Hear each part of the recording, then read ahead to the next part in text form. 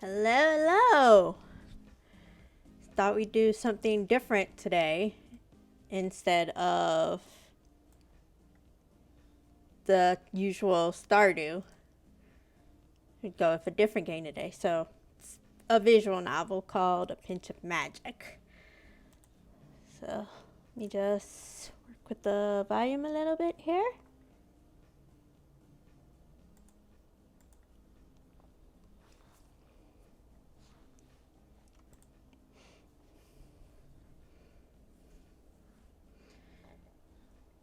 And you get started.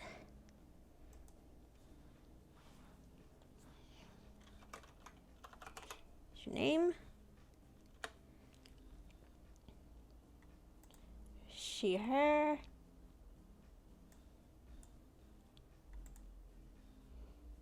See if I can get this going.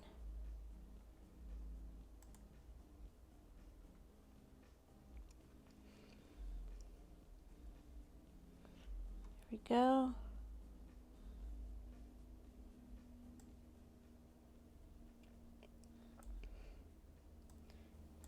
Alright, so. Wah! Let's see. I remember how to do this. I let out a freeing yawn as I leaped down the bus to the pavement below, bags in hand. Should be fun. Overall. Coffee and magic, two of my favorite things together.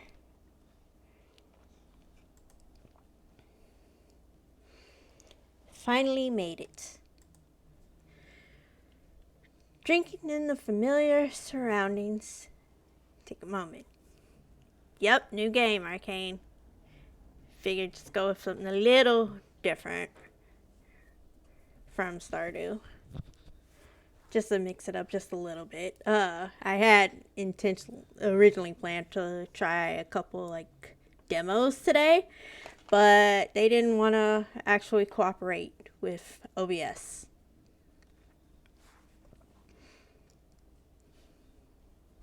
So, there we go. So, drinking in the familiar surroundings, I take a moment to execute some quick squats. The brisk stretch exercise is exactly what my compressed muscles ordered, all stiff from the several-hour-long bus ride from the city to the sea.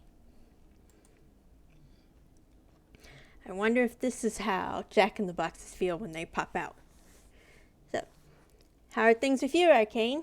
That was your TikTok live earlier, correct? How'd that go?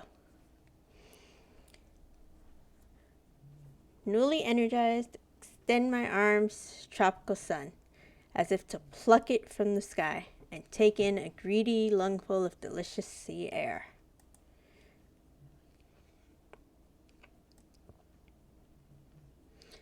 Things are okay. Just finished the piece I was working on. So, the tarot deck, right? The tarot deck holder, right? Or was it something else this time? Ooh, there's a Pokey in chat. Let's see if PCG will act right today.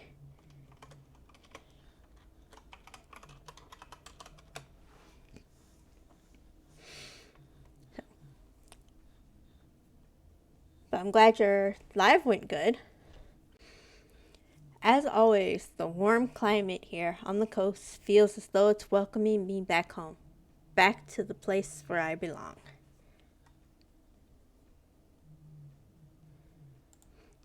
I'm making it a hook holder. I'm going to try another tarot deck holder. Okay. You know what colors you're going for? Oh, you might be out of Pokeballs. I think it's... You can check the extension if you go down further on my channel to see. Check the bags to show you inventory. And it should also give you an option to shop. But tarot deck holder, you know what colors you're going to go for? For the newer holder, then? As always, the warm climate on the coast feels as though it's welcoming me back home, back to the place where I belong. I'd already read that part. No idea, still thinking. Well, I mean, I'm sure you've got time. No. Of course, you'll get yarn if you decide on a color you just don't already have. Though, I'm assuming you're gonna go for what you have in your stash first. I've missed this, all of it, and ahead of me is a summer-long period of peace and respite. I just graduated high school, and from now on there'll be no parents, teachers, or peers reminding me with every breath that I'm waiting to the end of my teenage years with no direction. Just the sun, the sea, and this place. My destination, the tranquil seaside town of Linsdale.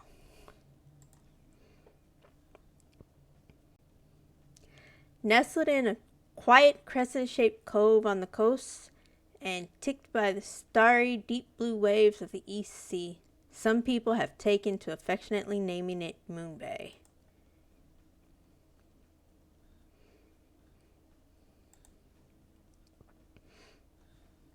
See?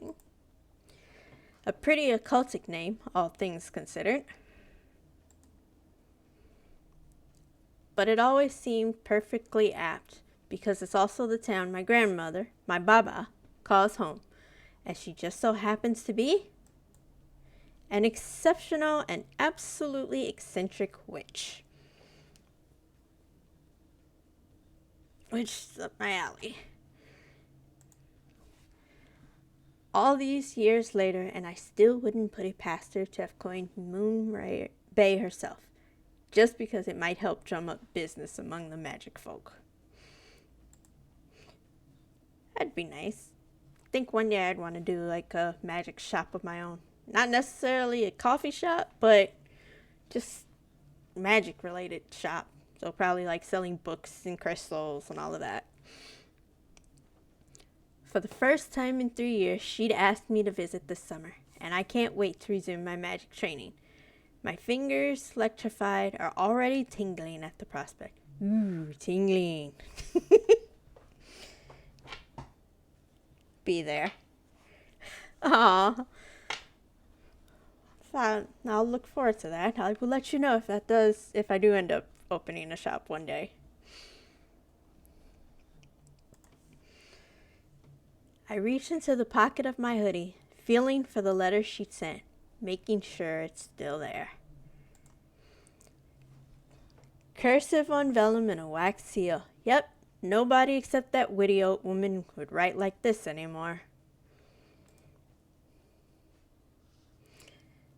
There's no time like the present. Unable to hide my eagerness to see her again, I hoist my bags up to my shoulders and take off at a sprint up the staircase, leaving the bus stop far behind. And once I leap across the threshold of the stairway's end, I see the sight I've longed for and open my lungs wide. Hello, coffee curiosities. I'm home. That's a quaint little name for a shop, I would think.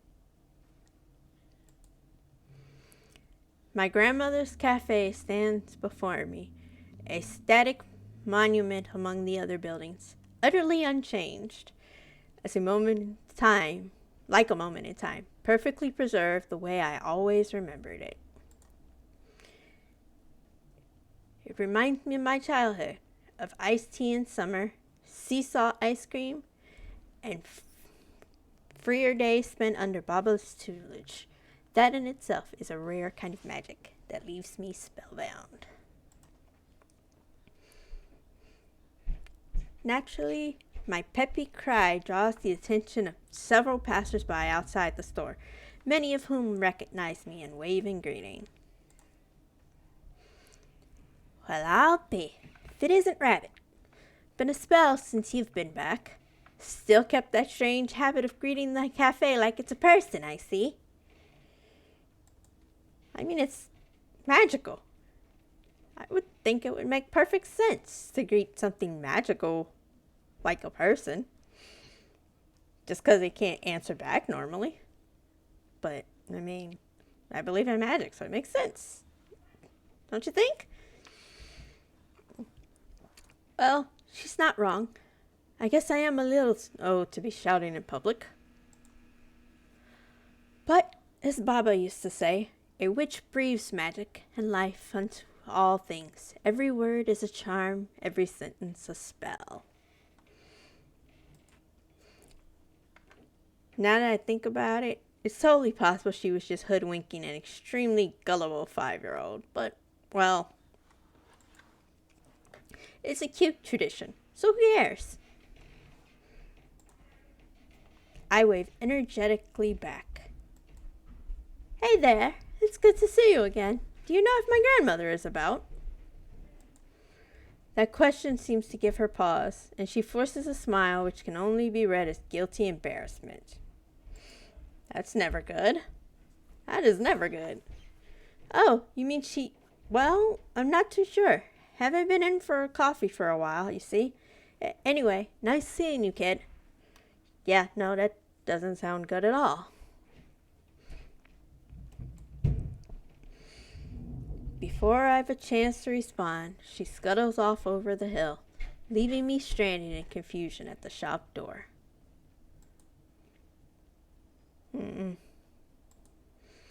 What in the hemlock was all that about? I'm trying to remember what hemlock's supposed to do.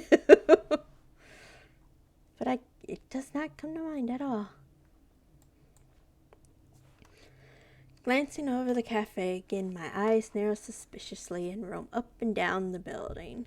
I finally notice an extremely telling clue. It's the height of morning, and yet the curtains are shut tight. Fishier still is how quiet it is. Yep, I was right. Never a good sign. Wait, don't tell me.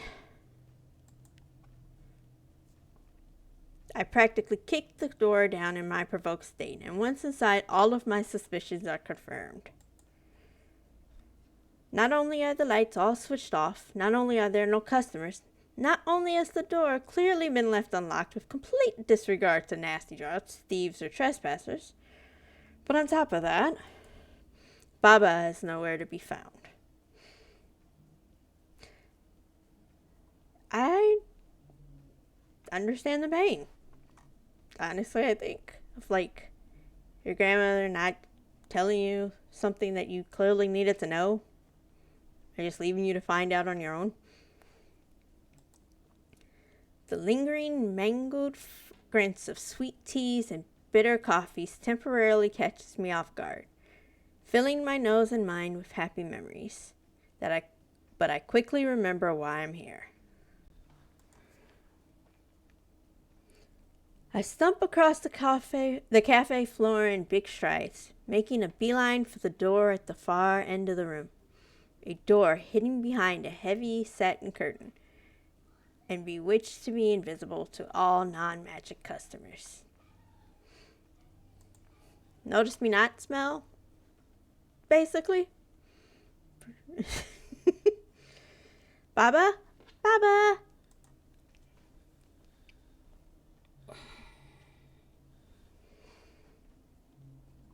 It's pretty scenery, that's for sure. I stopped dead in my tracks in the secret room, piled floor to ceiling with mystical objects. It's Baba's crystal table. A table radiating with memories of afternoons sitting in her lap, poring over dusty tomes and having the wonders of magic whispered in my ear. Sounds like little kitty memories, I would think, to have.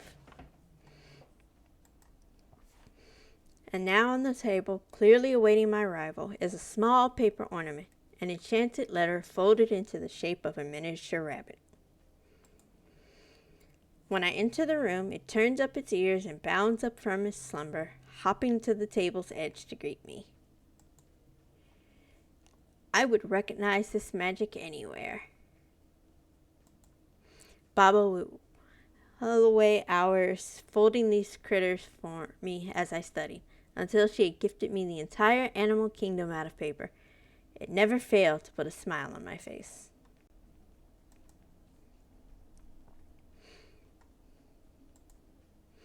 which can only mean one. She's buttering me up for some unsavory news. That's kind of bad, I would think. When you know when your grandmother is obviously buttering you up. I skeptically scoop up the paper rabbit in my hand, and at the touch of my finger upon its nose, it unravels itself. Sure enough, my grandmother has inked the note in cursive inside. My dearest rabbit, I have run away. Since I was the one who invited you to stay with me this summer, I'll venture that this will come as a shock to you. It wasn't part of my plan, but running the cafe was beginning to feel rather droll. Then I remembered it's mugwort season, and so that the witch folk are hosting a mushroom picking festival in the mountains. Much less droll by far. Do not come searching for me. Write to me, though, if you want me to bring you back some mugwort. Otherwise, I shall bring you nothing. Take care of the place while I'm gone. P.S. I hope you have money. The pantry is empty.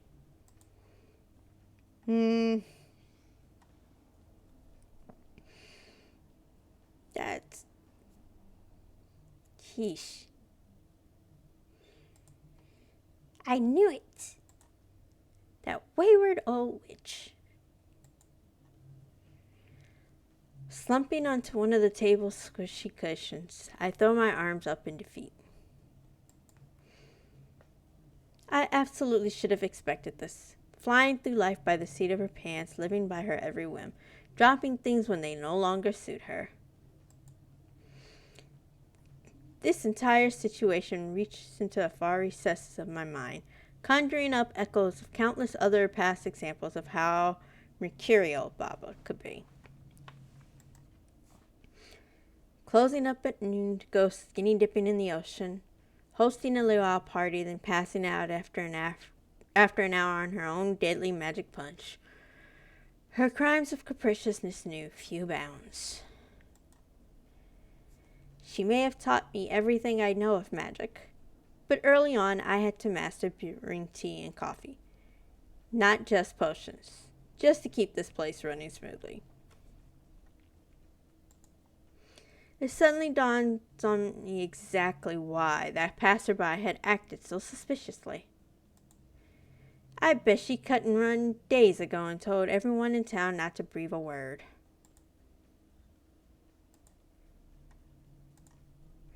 Yep, sounds about right. No matter how you cut it, she's just running from her responsibilities again. I seriously have no clue how she managed to keep this place running all these years. My lips pressed themselves into a thin, stubborn line. Mugwort tea is my favorite, though. I guess it's time to go shopping.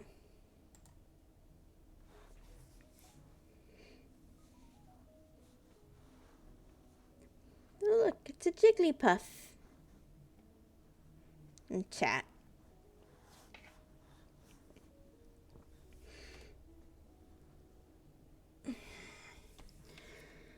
An hour or so later, I've made begrudging progress on the cafe's sorry state.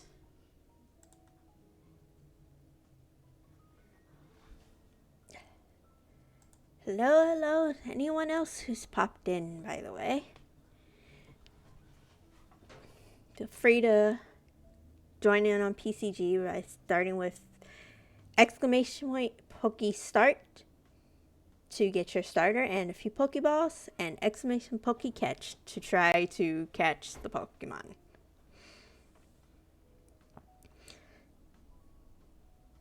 An hour or so later, I've made begrudging progress on the cafe's sorry state. With the door now locked and the curtain still tightly drawn, I make use of the privacy by enchanting Baba's dustpan and broom and setting them to work on the floor. They whiz about the room in a waltz, making quick work of any dust or grime in their path. After a brief inspection, all that remains in the fridge is a curdled bottle of milk.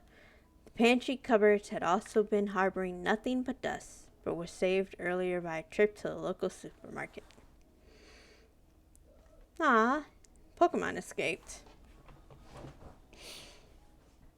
That's sad. Rest in peace, poor wallet. Lucky, also seems the cafe's more expensive wares are in plentiful stock. The exotic plethora of tea leaves and unground coffee beans have been safely stored in bags or dry containers. The siphons, mills, and other apparatus too are in good working order. I miss Jigglypuff. Jigglypuff was my fave as a kid. Thanks for the follow. Hey, Crazy Gamer Mom. Thank you for popping in, and thank you for the follow as well. How have you been? How was your stream earlier this morning, correct?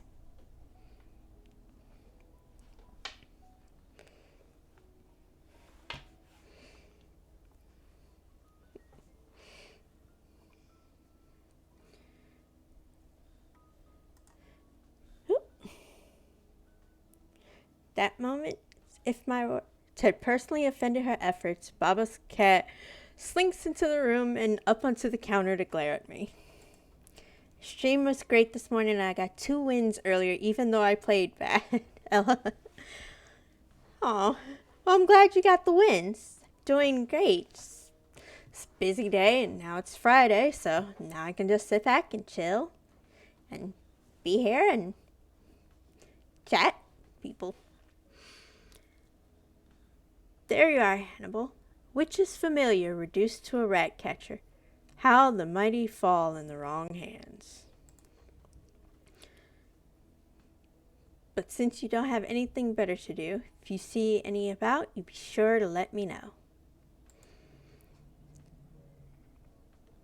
When I reach across the counter to scritch behind her neck, she forgets her grumpiness in a heartbeat and pads off into the bedroom for an afternoon nap. That sounds very much like my own cat. As soon as you give her scritches, she settles right down. Sometimes runs off for a nap, sometimes just curls up.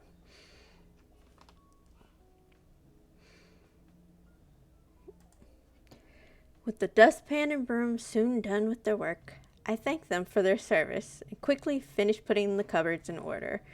After a satisfying stretch, I pull back the curtains to survey the place triumphantly. Nap sounds nice right about now. Telling me. Would love a nap. But, yeah. I've got the weekend to take as many naps as I want.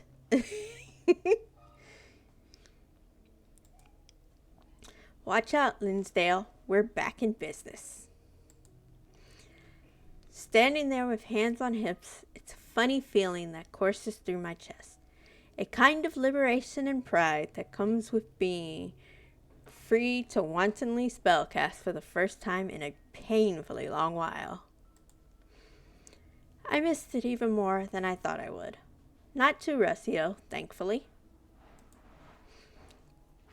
Now then, the last port of call is to flip that sign, and after that, I guess it's time to brew some criminally delicious coffee.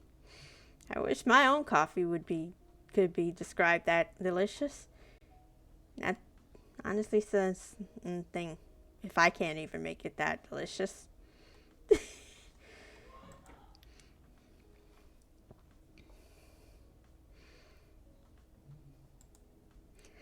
But as soon as I step outside, I pause. My senses are once more splashed by the salty air, the sun's warmth, and the far-off songs of a soaring flock of seagulls. Ew, seagulls. Mind me, I personally can't stand them. And in my line of sight, the sea itself, a shimmering crystal blue expanse calling me back to its edge. Well, I've worked pretty hard, if I do say so myself. Just a little stretch of the legs beforehand couldn't hurt. And so, with slow meandering strides, I crossed the pavement and paced down the small stone staircase, heading for the beachfront.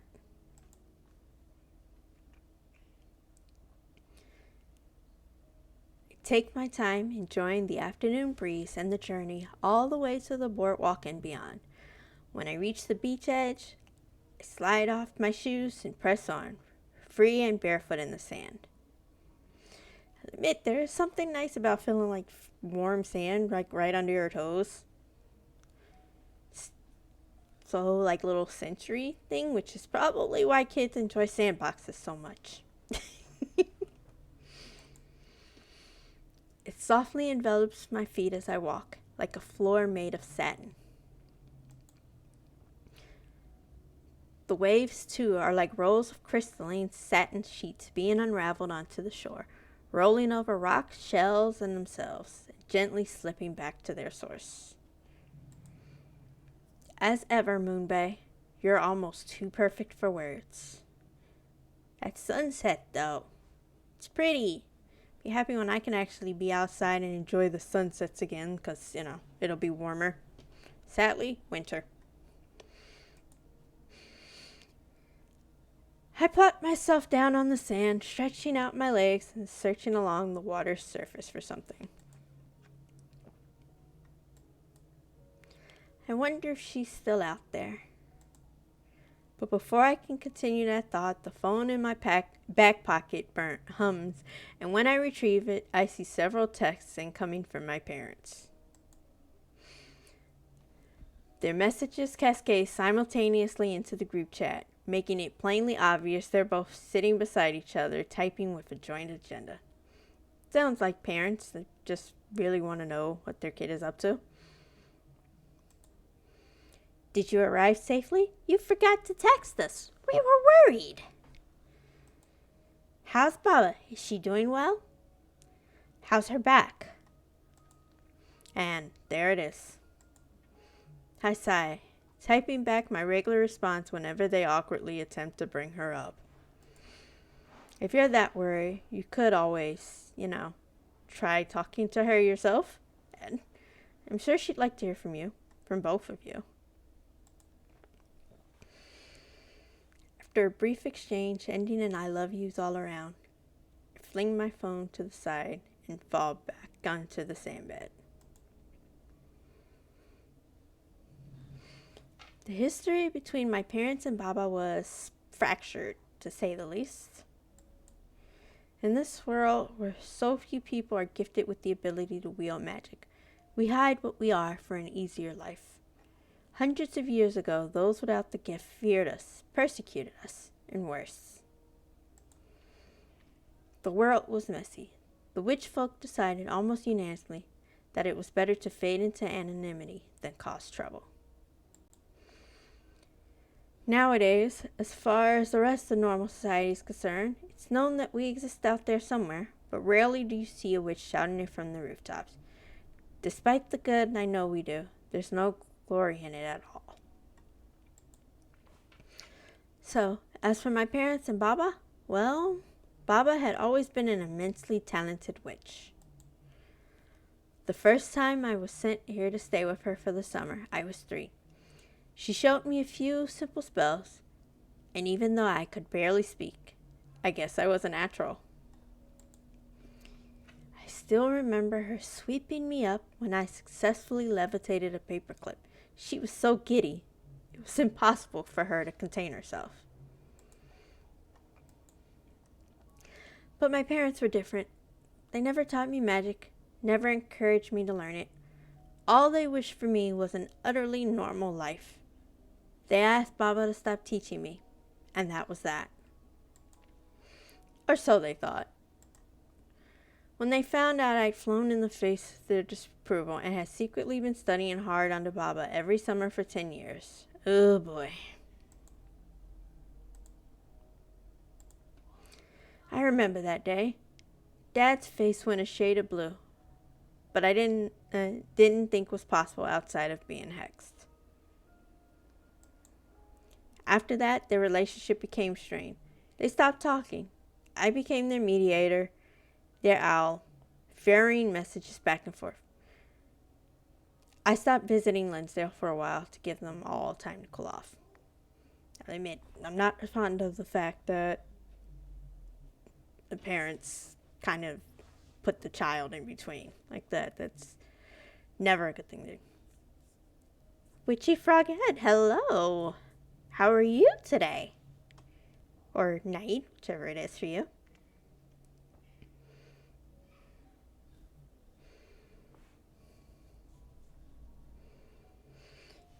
Okay.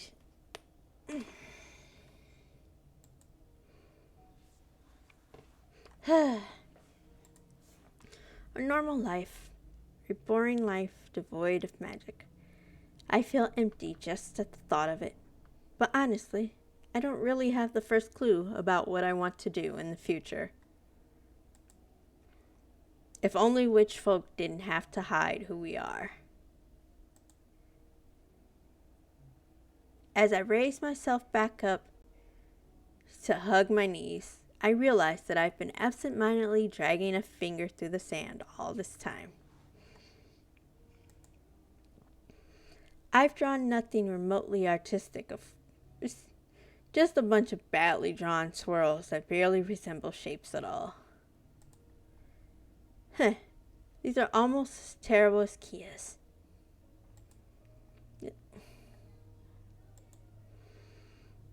A spark ignites a recollection in my mind, a spark which sends me flying back to before I'd been interrupted by my parents' messages, back to thoughts of a friend from long ago. My eyes meet the sea again, Kia's home, my childhood friend who had been as much a part of my summers in Linsdale as my grandmother. She was an extraordinary person in her own right, a mermaid who befriended a witch.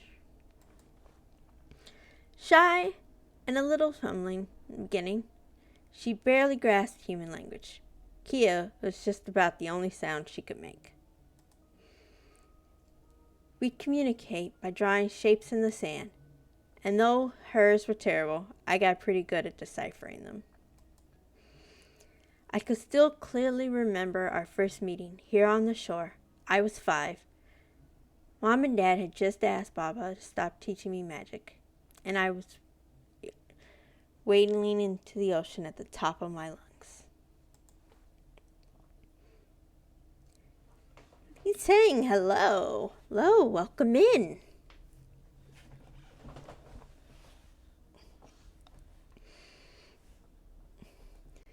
And it was only once my tears had dried up that I noticed the curious baby mermaid who'd snuck away from home, investigate the surface, was peering at me through the waves.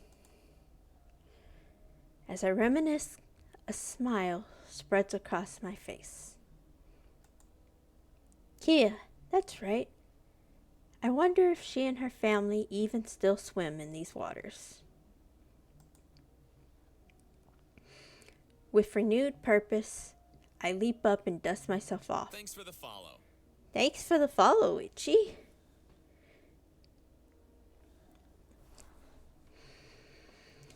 And there's a new Pokemon in chat, a Hariyama. So, if you haven't already, use exclamation Pokestart to get your starter and a few Pokeballs, and then exclamation Pokecatch to try to catch the Pokemon. It is up to a game of chance, randomized. Each person has their own percentage catch rate, so it's not exactly grouped. Unfortunately, don't be bummed if it turns out you don't catch it. With renewed purpose, I leap up and dust myself off. I tread up and down the beach, scanning the waves for any sign of movement. But unsurprisingly, I don't find a trace of her anywhere. There isn't a fin in sight.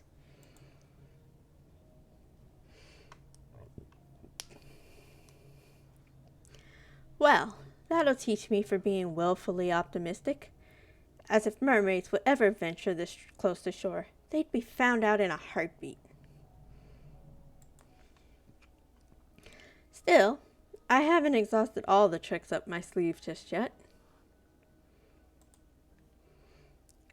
Determined, I set off up and down the beach once again, this time with my eyes to the sand, scouring the golden floor for a very particular object. And finally, wedged between some barnacled rocks, I find exactly what I'm looking for. A prismatic conch, shimmering and weighty to the touch. Oh, I'm sorry that she can't hear a thing. I'm sure their internet sucks. Sometimes does happen. But I'm glad you came in anyway.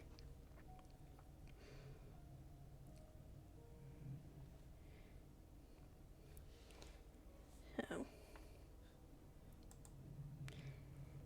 And more importantly, in the hands of a witch, it's a horn that, when blown, can sing a song only a mermaid could hear.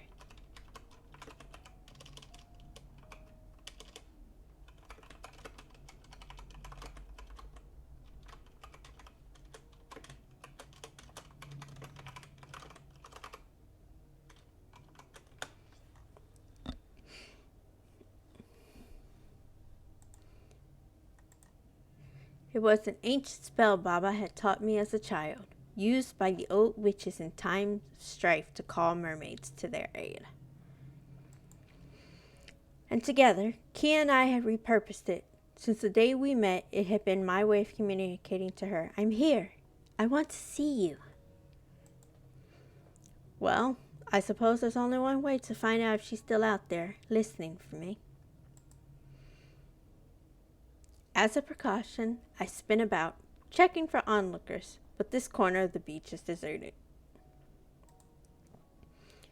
So reaching up into the recesses of my mind for the ancient spell, I pluck out its melody, note by note, and whisper my request to the shell at my fingertips. White of the waves, my bottomless heart be, an ocean of love built just for thee. I'll jump back in later when I get home. Alright, bye, witchy. Later. Get home safe. And if thou art astray in faraway foam, the song of my sea will call you home. As the conch begins to gleam, I gather my breath and blow gently into its tip. Whee! It always sounds like that are funny to read out loud. Even funnier in head.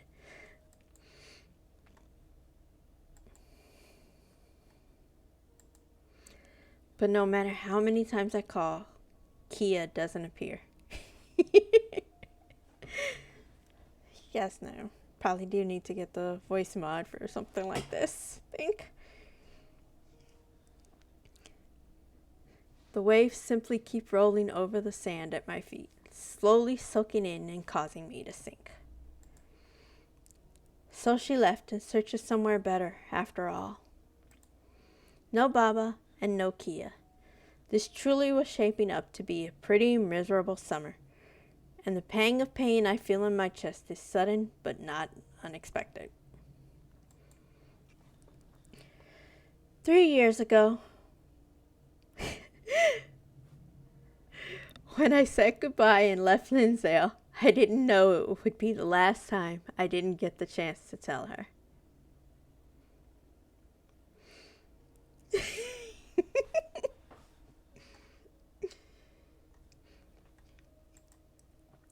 Somewhat sad, my shoulders droop a little. She always was so timid and unsure of herself. I wonder if she waited every summer for me to come back, and I never did.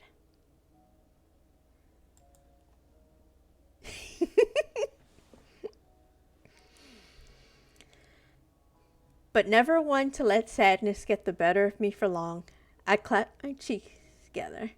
At the very least, I know that right now what I can do is see her off with a smile.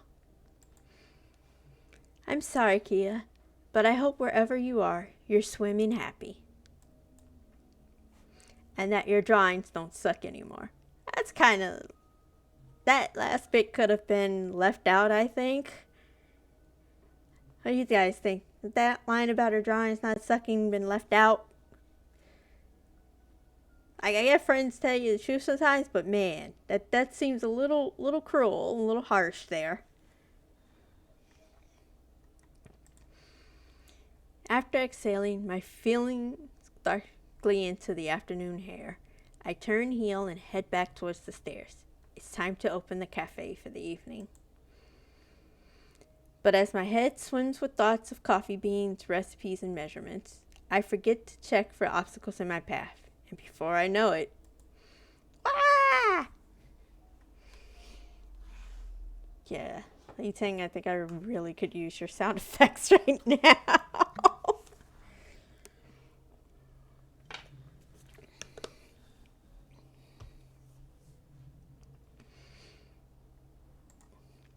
I collide with someone else.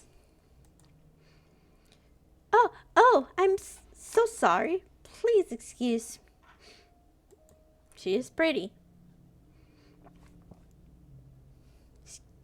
Excuse me while I buy panic. Excuse me.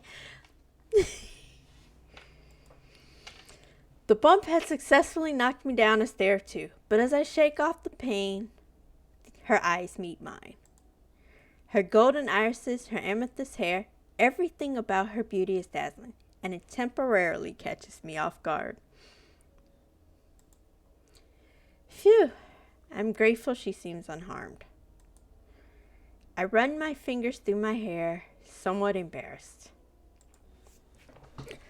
Not at all. I'm sorry. I wasn't paying attention. Are you all right? Yes, Her quiet voice quickly trails off, but she continues to stare at me with great intensity, looking me up and down with wide eyes. Anyone want to guess if this is some other childhood friend before I keep going?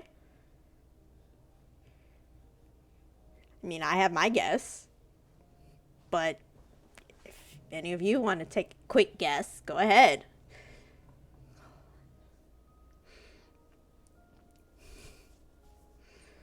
All the hype.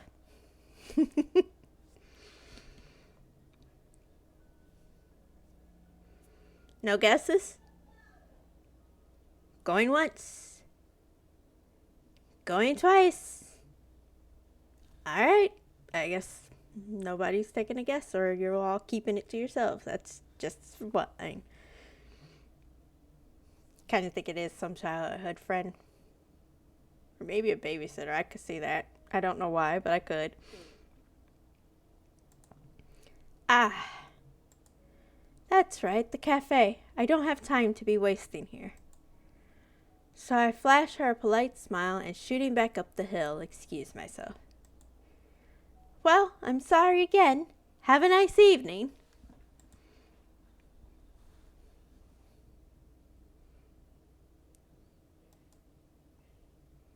I have a feeling that woman's going to show up again. Don't put that much detail in a meeting like that without her showing up again. You guys think? Probably like one of the first options. Huff, huff. Large leaping strides bring me back to the cusp of the hill in record time. With the afternoon sky already fading into an orange glow, evening is practically here. I have no concrete grasp of how long Baba's Cafe has been closed since she cut and run. But there's one thing I know for certain, and that's that I don't want to keep the Linsdale patrons waiting any longer. It's funny. If I let slip that Baba's irresponsibleness is what put me into this mess in the first place, I'm actually excited.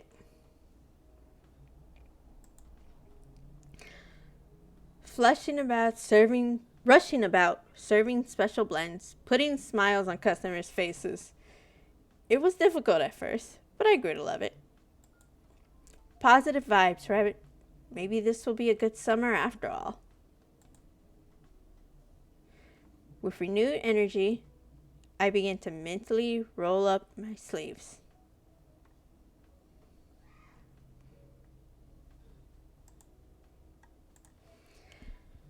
But just as I round the corner, an unpleasant sight makes my newly buoyed mood sink faster than a stone anchor. What the? Directly outside the cafe, pulled unceremoniously up into the curb, is a garish red sports car. It's brand new and clearly far too expensive to belong to any resident in Linsdale. Are you serious? What sort of self-centered idiot parks their car square in front of a shop entrance?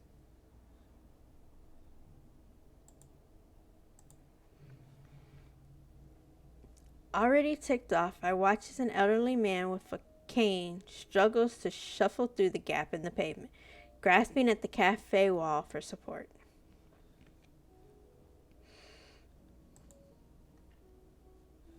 Yep. Accidentally hit the things.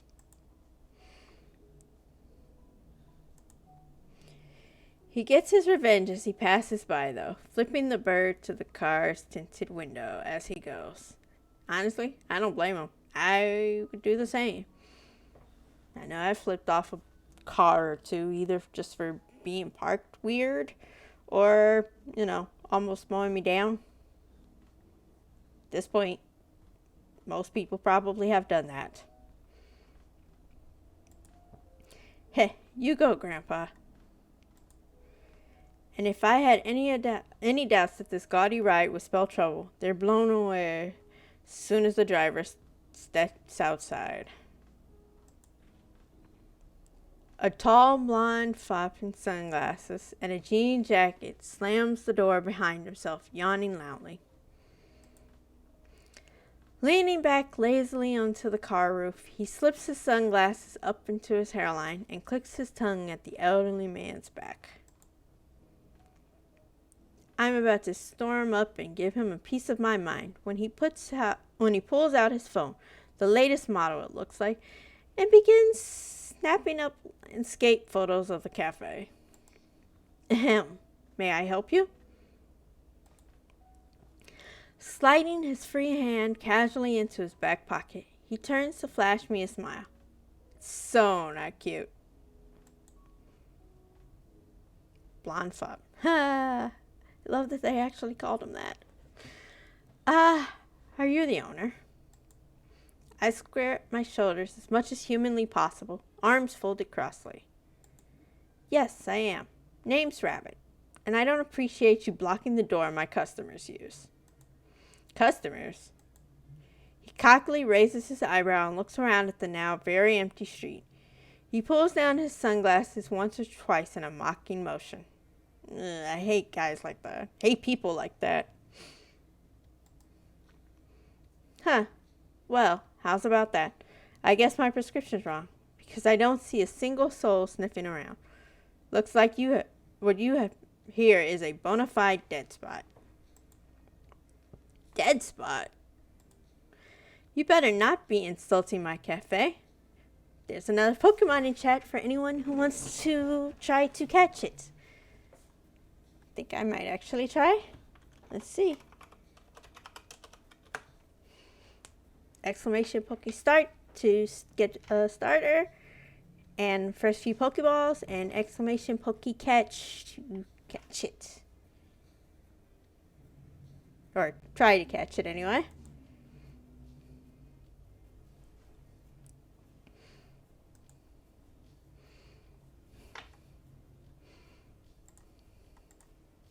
Another condescending smile slowly stretches across his face. He's clearly looking down on me and doesn't care to provide any kind of answer. He just continues on, ignoring my question. Ugh. Am I the only one that wants to punch this guy in the face? Like, seriously. Anyone else want to punch this guy in the face? 'Cause I definitely do. Not an insult per se. As it so happens, this is exactly the sort of place I'm looking for. That honestly still doesn't sound good. With a twinkle in his eye, he straightens up and spins his phone into both hands. His whole demeanor changes as he begins typing on the screen with lightning speed. So what's your specialty here, Cafe Cubano? Chinese tea? Matcha? Oh, well, look at that. I caught the Pokemon. I hope you guys all try the next one. You do serve something other than salty tap water, I assume. Yeah, this guy really wants to get punched in the face. Sure, there's a bottle of rancid milk in the fridge with your name on it. Thanks for the follow. Oop. Thanks for the follow, Rare Rudy. I hope you're enjoying the stream so far. How are you? How has your day been?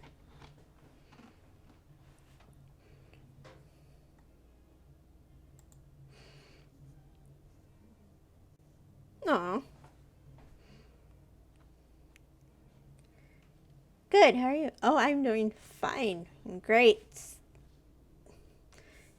Nice way to end the day and chill and calm down after a long week. Yes, all of those things. We aren't some backwater cafe that only serves standard drip swell. So you run this place with someone else? My grandmother. She's not here right now. Oh, your week's been hectic too. Well, if you want to talk about it, feel free. Hopefully it hasn't been too insane, but don't feel you have to. Come from Yaya's Discord channel. Oh, welcome in, welcome in. And what's this place called? Are you freaking kidding me? Look at the damn sign, poster boy. I sigh, loudly and dramatically. Coffee curiosities. Just overwhelmed with work? Oh, sorry to hear that. Hope you can actually relax now. His fingers pause their tapping for a moment. He takes the time to raise a smug eyebrow at me. Right, bravo. No, really, it's inspired, a little desperate, and only slightly nauseating. Yep, still want to punch him.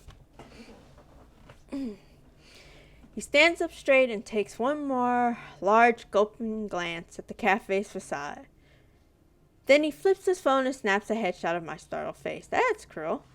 Legit just e-winding, thinking about Korean food and reading webtoons. What kind of webtoons? Is there like a certain one that you're just skipping around?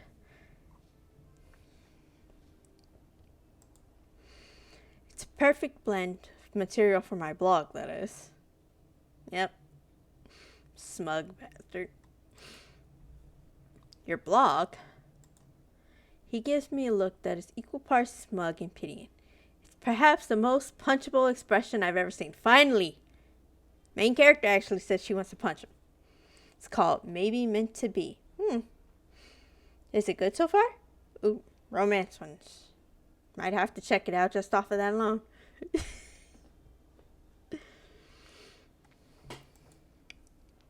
You have no idea who I am, do you? Yeah, it's good, a little basic, but good. Well, I mean, is it still like starting phases, or like has it been ongoing as far as you know for a while? Favorite oofs, let's play and Duke something.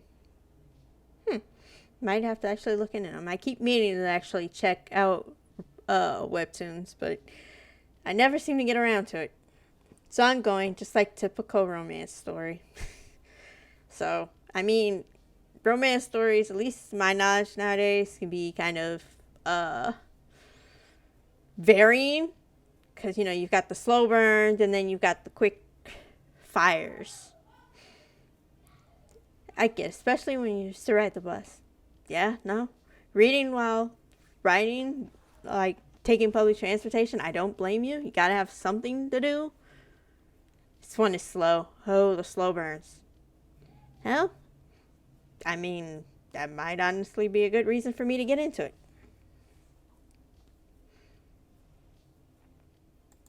No idea who I am, do you? No. Wait, but now that I get a really good look at him, he actually does look somewhat familiar. Does this mean like he's another childhood person? I mean, or is a childhood, like, old schoolmate or something? What do you guys think? Or think just gonna be familiar because, like, she's seen her blog? What do you guys think? Have a souvenir. Don't bend it now. It's premium embossed. Well, that ain't probably one of the most prestigious sort of things to say to somebody. It's just not a real souvenir either. With a wink, he slips a business card into my hand. Fancy gold script spells out cuisine blogger and the name Mikhail. Oh. That honestly, for me personally, that explains a lot. Having an ex by that name, that explains a lot. Thanks. Guess I'll use it when I run out of toilet paper. Honestly, why wait that long? I snap the card from his fingers, making sure to look thoroughly unimpressed as I do. His smarmy veneer cracks just a little at that. Charmed, I'm sure. Now then, let's hope your coffee wildly lives up to my expectations, shall we? I can feel my blood boiling. The way that smirk plays at the edge of his mouth. It's perfectly obvious what his expectations are. Though I still can't place his face. I've read about bloggers just like him. Vindictive types traipsing around the country, targeting coffee shops with small customer bases, searching for the worst of the worst for their scathing reviews, like sharks feasting on krill.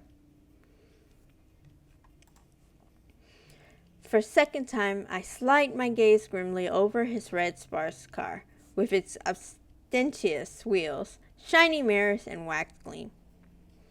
Kind of like, it sounds like it's just primed to be hit with like paintballs or a brick. Not that I condone anybody actually doing that to anyone, by the way. I suppose when you're the scum on the surface of the industry, it doesn't matter if you destroy businesses wherever you go, as long as those clicks keep coming. Well, he's not going to drag Baba's Cafe through the mud on my watch. So, here I am in the flesh, your only paying customer and all that. I drove 2 hours from the city to find this place. Aren't you going to let me in? I stride up to the door and start to unlock it, but inwardly, that boiling blood is starting to boil over. I'm in no mood to play nice. In fact, just for the audacity of coming here and trying to mess with a witch's business, I'm perfectly happy to play just a little dirty. With the help of some magic. Slipping my hand inconspicuously behind my back, I start to weave a spell in the air. I step towards him, all the while a sweet smile is plastered on my face. Sure, I don't have a problem with that. You're welcome to try my coffee. Quickest way to get you off my property. But you might not want to step inside just yet because... What do you guys think? Should it be distract with magic or prank with magic?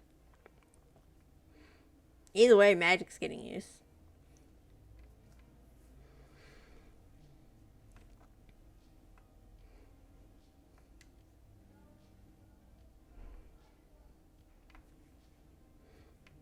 Prank. Okay, that's one vote for prank. Anyone else?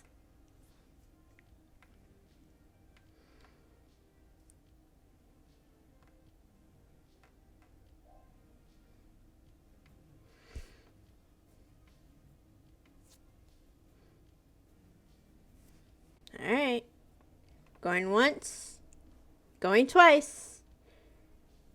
So, off for the prank we go. You left the handbrake off on your car. What? He spins about just in time to see his shiny red ride slowly slipping back down the hill on loosened wheels.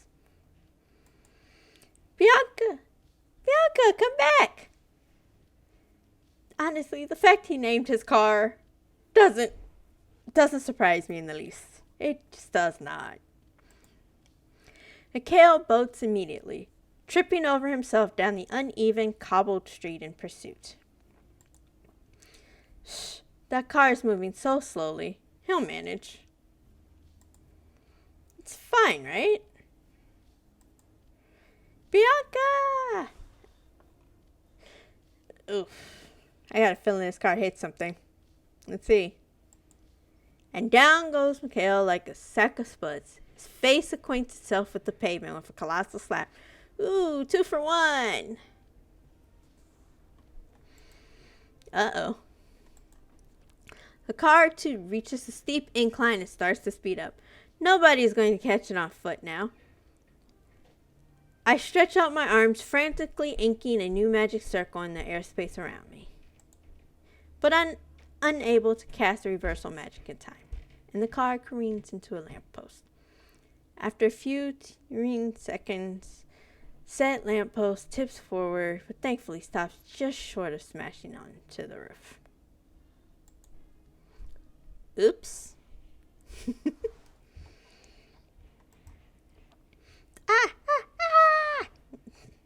Again, these sounds, they sound funny in my ear even before I actually say it out loud.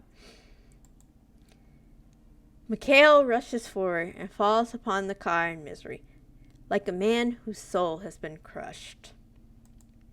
Bianca, my darling, no, no!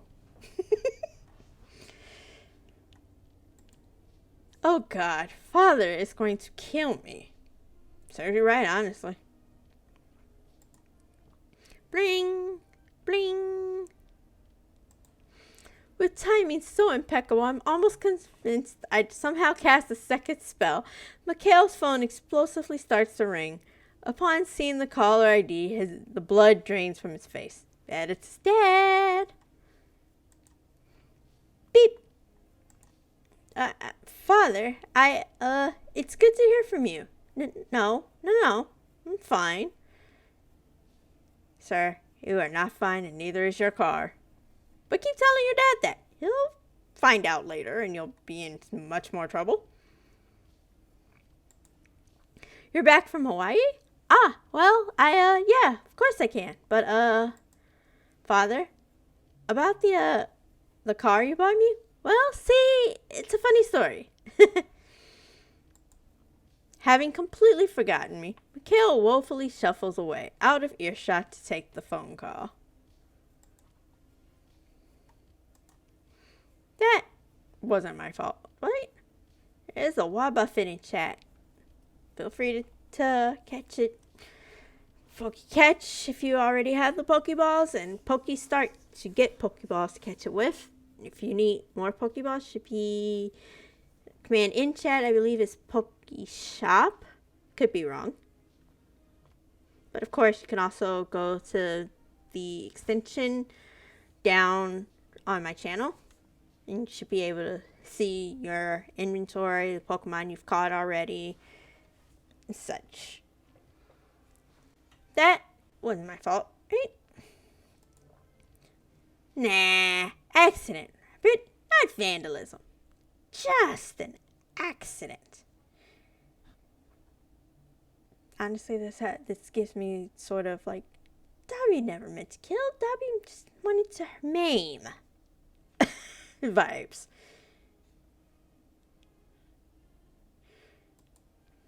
Yep, nothing to worry about. And so, mostly smug, yet ever so slightly regretting my influence on this turn of events, I take the opportunity to back away through the cafe door, swinging the sign to open along the way.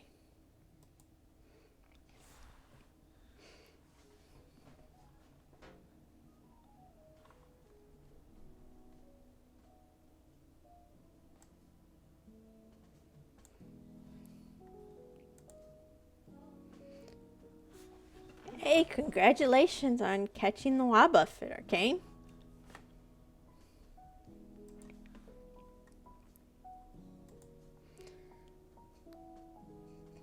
The minutes and then tens of minutes painfully tick by. Not a single potential customer steps inside or even hazards a peek through the windows. I start by leaning over the counter, head in palms, alternating between watching the clock hand and the bell above the door. You're welcome. But I quickly get bored and my twitchy hands tap the counter, searching for something to do. Kale's business card is nearby, exactly where I'd thrown it earlier, so I retrieve it and twirl it around absentmindedly. Looks like she needs a fidget. Let's find out how famous this guy really is. Whoa, seriously? A quick phone search pulls up hundreds of results. Blog posts with hits into the tens of thousands, sponsorship ties to the prominent worldwide cafe chain Moonbugs. Like, that's not an obvious reference to a certain other chain of coffee and teas. A hefty follower base on social media, and even a narcissistic modeling portfolio of monochrome shirtless photographs. That's very narcissistic, I would think. Assuming how many it probably is.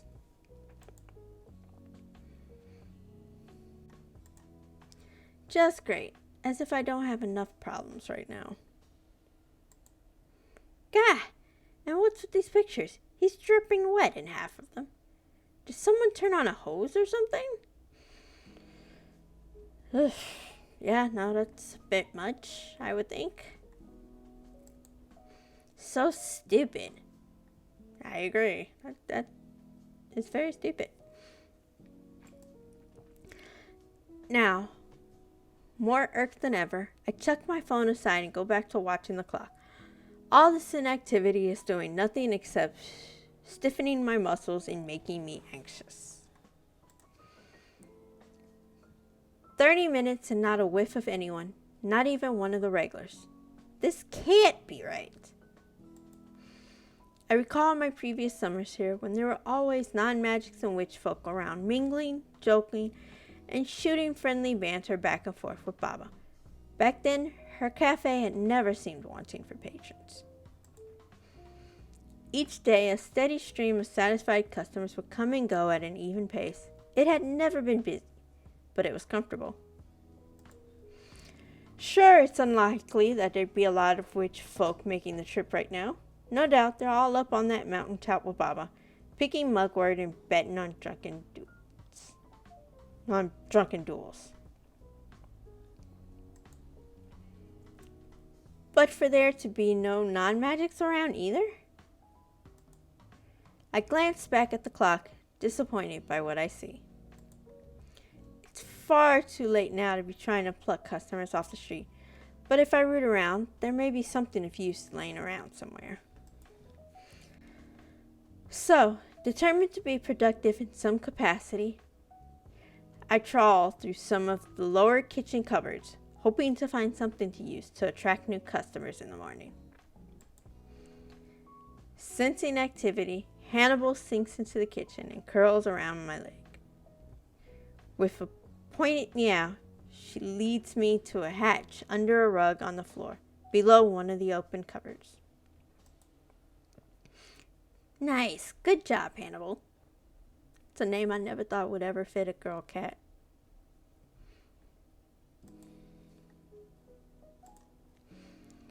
She purrs silkily and continues to circle around as I rummage through the contents of the hatchbox. There isn't much use, but I do stumble on an old signboard for advertising and some pastel chalk sticks. This is perfect. If I spruce it up a little, it'll do for a mini menu at the end of the street. Hannibal pokes her little head beneath my arm, demanding scritches for her hard work. I'm so distracted, I fear to hear the bell chiming at the door. Good girl. Who's going to get some fishy wishies tonight? That's right. You are. Fishy wishy. That's, I don't know. I expected a little kid to say that, but what do I know? Excuse me. Ow. Just a second. I'll be right with you. Clutching the bruised crown of my head that just exchanged blows with the cupboard door, I totter embarrassedly back onto my feet and heave myself over the counter. A radiant sight greets me. Oh, hello. Fishy wishies. That would be embarrassing. I've had a customer hear you say something like that when they come in the door. I could see that. Sorry. I was talking to the cat. Oh, I remember you. Her eyes visibly sparkle and her cheeks pinken. You do? Of course, the lady from the beach, right? I'm so sorry again for bumping into you back there. Oh no, that's quite all right. So that's what she meant. Somehow she looks kind of sad. Did I say something wrong?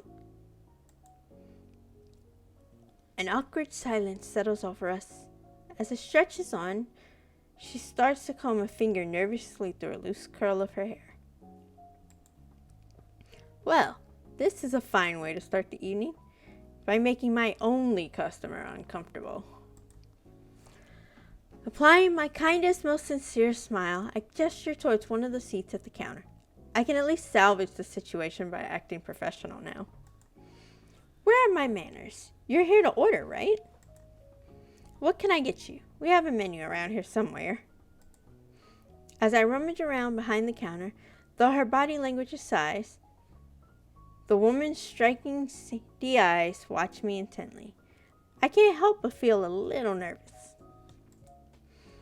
Ah, here it is. I slide the menu across the counter. A lavish, high-end tablet listing all our served items, including coffee blends, black, white, and green teas, small meats, and desserts. But this tablet, much like the cafe itself, has a mystical secret up its sleeve. A coffee cup-shaped tab on screen, enchanted to be invisible to non-magic customers, conceals a hidden second menu, one that displays some of Baba's oldest potions and other recipes designed for more magical patrons. I admit, I was surprised earlier to find such a thing myself. A paper menu was all that had existed before.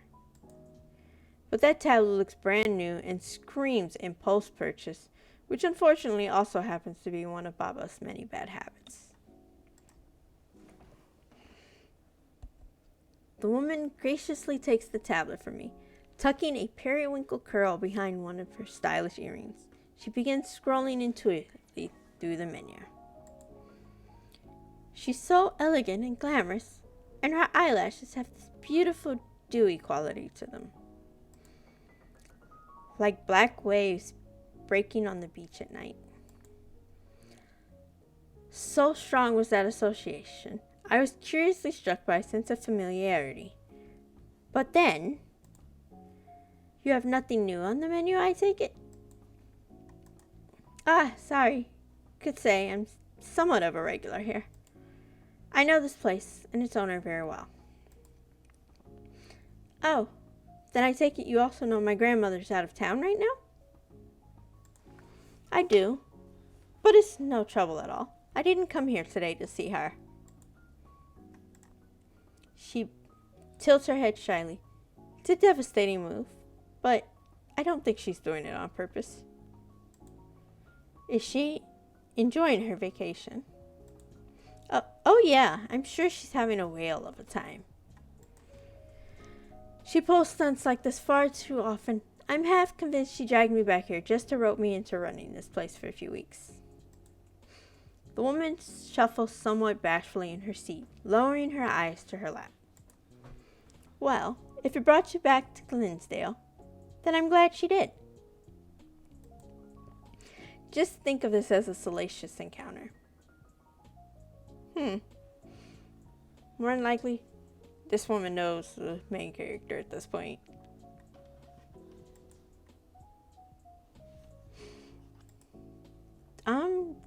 Did she mean to say serendipitous? With a gentle smile, she clears her throat and taps the screen with her nail.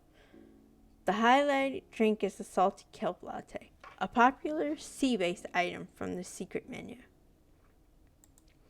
This one, if I may. It's my usual order. Sure thing. It'll just be a moment. I flash her a knowing smile before stepping over to the kitchen area to prepare her order. As I lay my hands on the glass bottle of kelp leaves, a spark of inspiration hits me.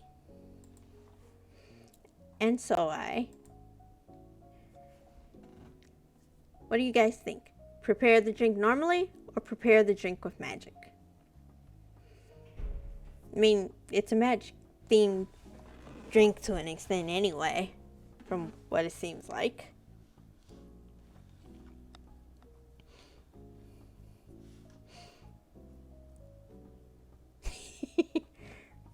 Magic. Not surprised you said magic after the first one.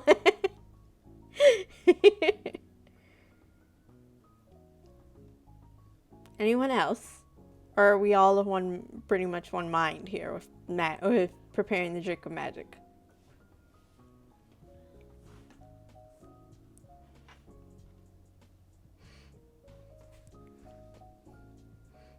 Give it a couple more minutes, maybe another minute. Anyone else?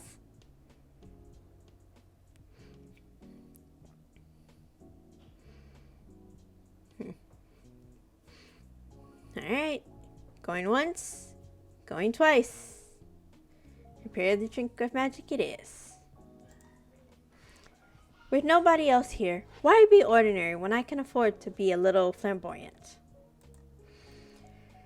With a snap of my fingers and a series of illuminated shapes traced in the air, the ingredients heed my call and begin to dance around me in a flourish. A dash of seawater, a pinch of sugar, and the star of the show, the salty kelp.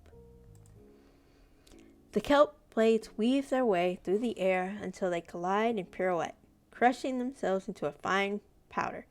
It falls, like emerald snow, into the basin of a china cup that dances its way into the woman's hands. Honestly, if I actually found a coffee shop where the baristas did stuff like that, I would probably never want to leave. Wow, it's so pretty cool, huh? But the magic show's not finished yet. Last to arrive is the steamed milk, unfurling itself from a nearby jug like a porcelain ribbon. It winds its way into the cup, slowly mixing with the other ingredients.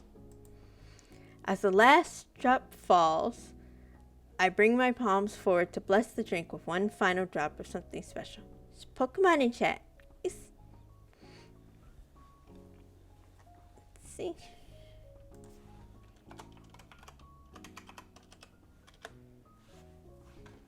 I believe I still have some regular Pokeballs. Or at least if I did, this might be my last one. And then I'd have to go for like the special balls after that.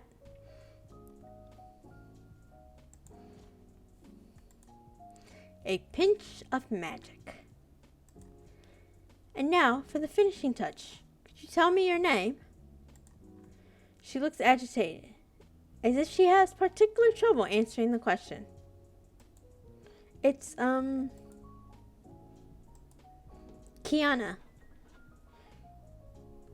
Anyone else pick up something? Like a possible thing? At least if you were here early enough in the story. Alright. Sit tight, Kiana. I reach across the counter for a thin nozzled bottle filled with caramel, and in small delicate letters write her name across the milk foam. And there we have it. Bon appetit. As she puts the drink to her lips, The warm steam brings a soft flush to her cheeks. A small, content sigh escapes her as she returns the cup to the saucer. So, my salted kelp latte. Does it meet a mermaid's approval? Yes, very much so. It's scrumptious. Ha! Glad to hear it. But I'm pretty sure you mean scrumptious. Oh my goodness. This is embarrassing. Human language is still so, hard. Right. I've been studying so much, but I still mess up all the time. Her whole face breaks out in a fierce flush. The quiet elegance I'd seen in her earlier has completely peeled away. Nothing could have prepared me for this. It's like her demeanor has done a complete 180. I thought she was demure, but I guess she's just shy about making mistakes in front of a human. Either way, it's absolutely adorable. Don't apologize. It's cute. The way you mix up your words. It reminds me of... Anyone guess now?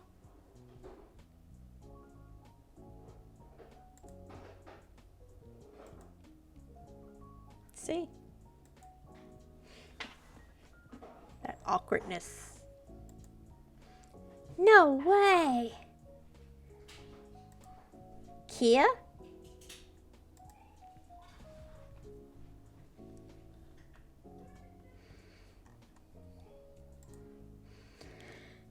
And so, I've been visiting the cafe ever since my Brineling ended. I suppose I look quite different now, don't I? That's quite the understatement. I didn't recognize you at all. An hour later, Kia and I are sitting together, lattes in hand at the counter. We've been talking so animatedly, I barely think either of us have paused for breath. By now, I recognize her familiar shyness and her adorable mannerisms. But I have to admit, seeing her adult human form for the first time is still throwing me for a loop. Perfectly understandable when I consider she still looked like a child 3 years ago. The changes to her face in particular are profound, but not unexpected. After all, I know very well that mer people experience growth very differently from humans. A mer person's childhood, their Brineling period, would last from the time they hatched until they reached the normal age of human adolescence.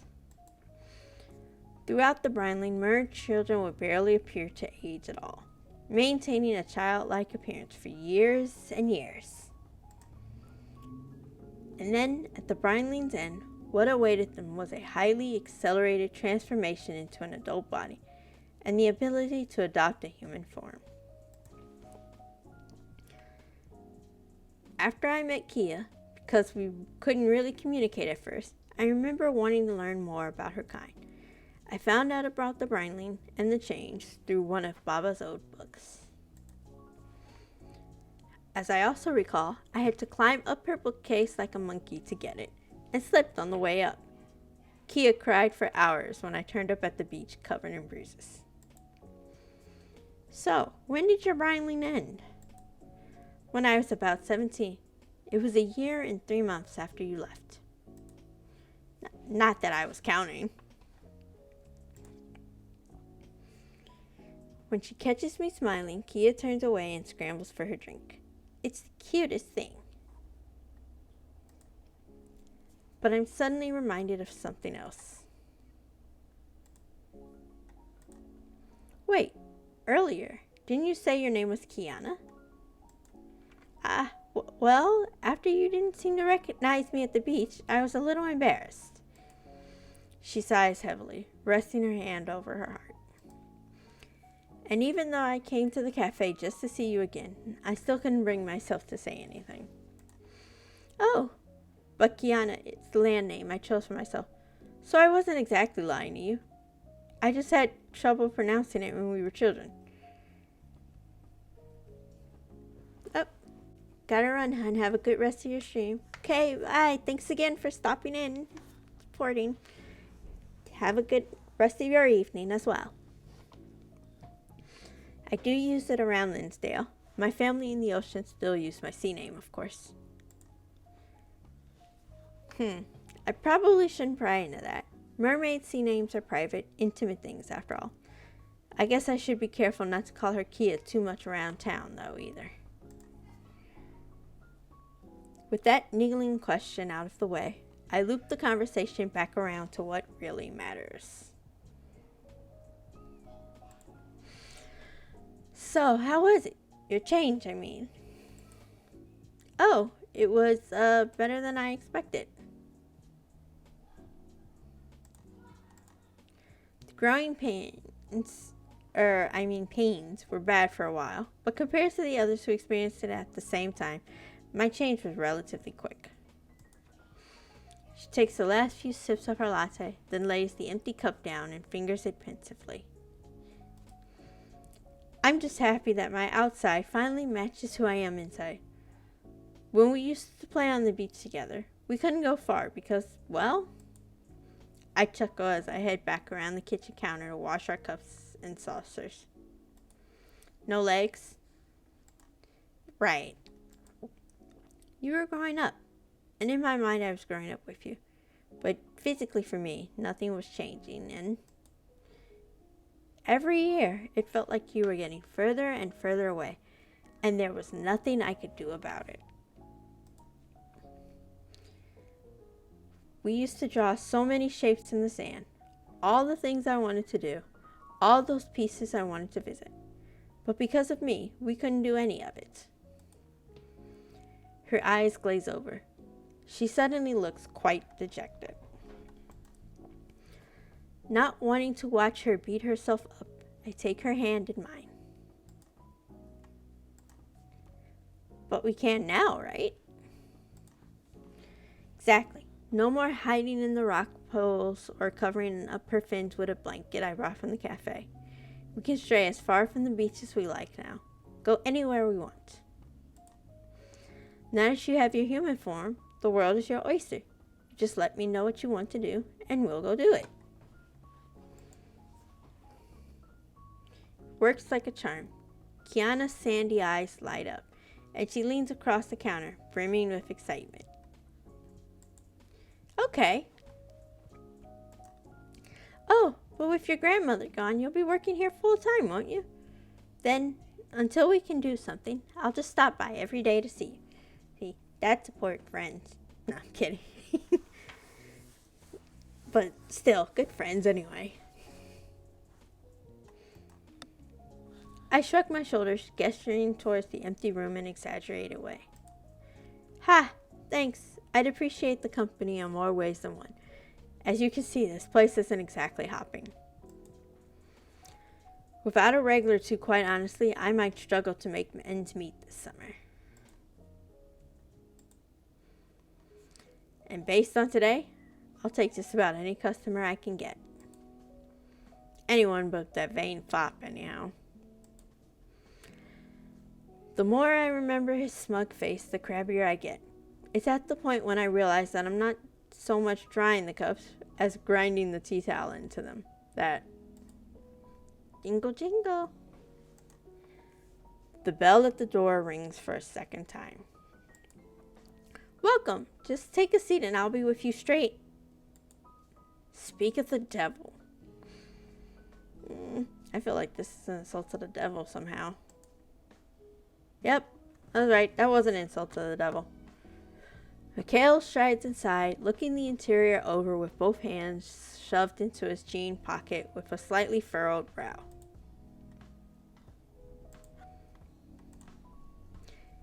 He's looking decidedly less cool and collected than this afternoon, though it's obvious he's trying his best to mask it.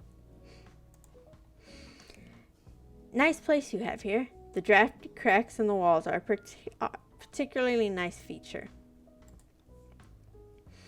Ugh, he is not cute. Not at all. My jaw joints creak the unoiled metal as I force a smile. Linsdale's tourism prides itself on the town's invigorating beachy sea breeze. Why deprive our customers just because they're indoors? Cute. Very cute.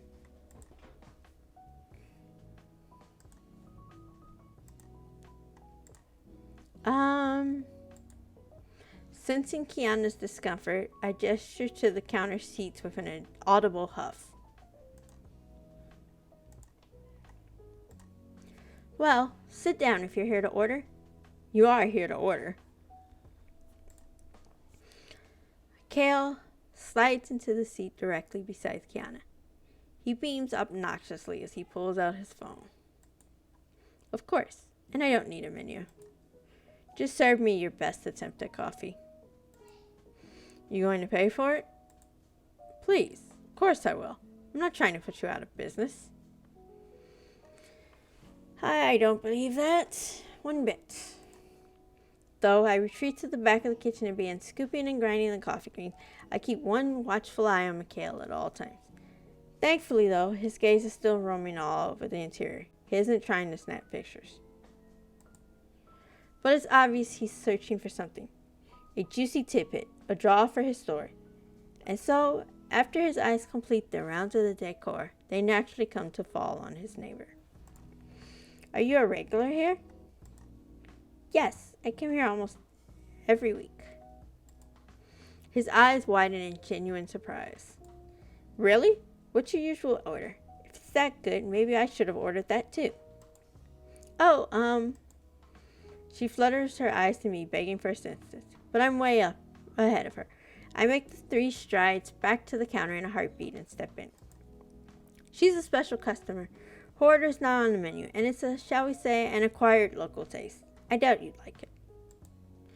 Gotta admit, though, I'm sorely tempted to put seawater in this coffee, just for the heck of it. Yeah, no, makes sense.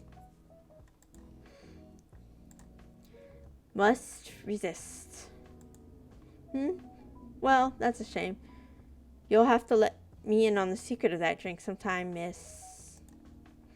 Ever sweet and polite, Kiana holds out her hand to introduce herself. Kiana. Just Kiana is fine. And I'm afraid I don't know much about the recipe, or coffee for that matter. Just as I become concerned that Mikhail might be about to defile Kiana's hand with a kiss, another one of those pretentious business cards appears in his hand and he drops it into hers. Enchanté, I'm Mikhail, and I just happen to be an expert on coffee. I'm a cafe blogger. Ooh, cuisine. Ah, it's pronounced cuisine. Kiana, it means food. I turn to Mikhail and scramble for a cover-up. She's not from around here. But her accent. He doesn't look convinced at all, but thankfully, Kiana's pure-hearted curiosity comes to the rescue. You write about food? Then you're here to write about coffee curiosities? Yes, that's the intention. There's a Shogun in the chat. Sure to try catch. Yes, that's the intention. No doubt you've heard of my... But Kiana has already stopped listening. Rabbit, this is perfect. Now you won't have to worry about finding customers. Once he tastes your coffee, he's sure to love it. And if you write something good, people will come from all over Linsdale. Kiana, my sweet summer child, your innocence is wasted on him. He's not that kind of blogger. As I slowly turn the coffee grinder, I give Mikhail a disapproving side-eye, and he shifts in his seat. The twitchy guy sitting beside you only visits coffee shops he expects to be bad. His blog is just a collection of hatchet jobs designed to be shocking and to tank any business he writes about. He's only here because he thinks my coffee is going to taste so undeniably terrible, it'll make for a juicy article. With one last yank, I grind the last of the coffee beans into dust. Or have I missed anything out? Mikhail practically rolls his eyes into the next century. Hey now, you make it sound like I'm the enemy here. Ask my darling readers and they'll tell you. The only 2 things I'm guilty in this business are being criminally handsome and honest. Neither of those things are as good as he wants to believe they are. And the coffee they served at all of those other cafes just happened to be honestly awful. So just think of it this way. This is your perfectly fair chance to impress me. Not that you will. I've savored all the finest blends this world has to offer. But you're welcome to try. It seems to take Kiana a few moments to process all of this information. I guess she still isn't all too knowledgeable about this side of human society yet. But once it does click into place, she looks crushed. But how could you do something like that to hardworking people? That's so despicable. And I guess that one was supposed to be despicable. I'm happy she has my back, but Kiana's just wasting her breath. Besides, this coffee critic just unwittingly challenged the witch. I'm not the one who's about to be eaten alive. It's alright, Kiana. He has the right to do what he likes, and so do I. All I have to do is prove him wrong. So go ahead. With a single finger, I slide a cup across the counter in one fluid motion. It stops just shy of Mikhail's hand, taunting him like a gauntlet being laid down in a declaration of war. It emits a powerful, bitter aroma, so tantalizing that it clings to the air and doesn't let go. A mouth-watering aroma no person could resist. The secret house blend, with a little pinch of something special mixed in. I sneak Kiana a mischievous wink, as she understands my meaning implicitly. Drink up, you won't be disappointed.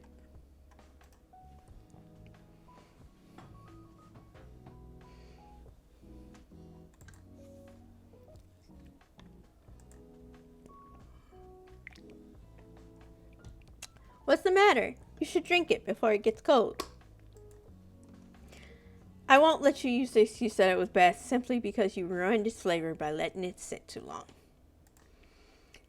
Brimming with deviltry, I decided to push him just a little harder.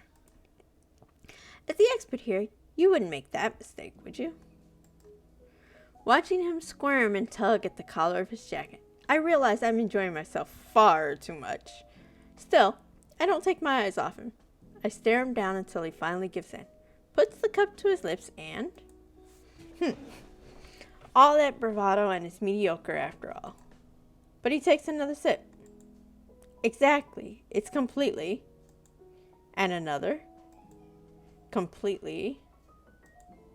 And another, and another, and another. He drinks and drinks until the veneer rips away, and he finally throws his head back, shamelessly chugging the hot liquid until he has lapped up every drop, and the bottom of the cup is all that remains. That clearly had a dose of magic in it. Ah! Hunching over, he slams the cup down on the counter and stares at it in dumb disbelief. He's shaken and a little breathless, and there's something clouded about his expression. Delicious.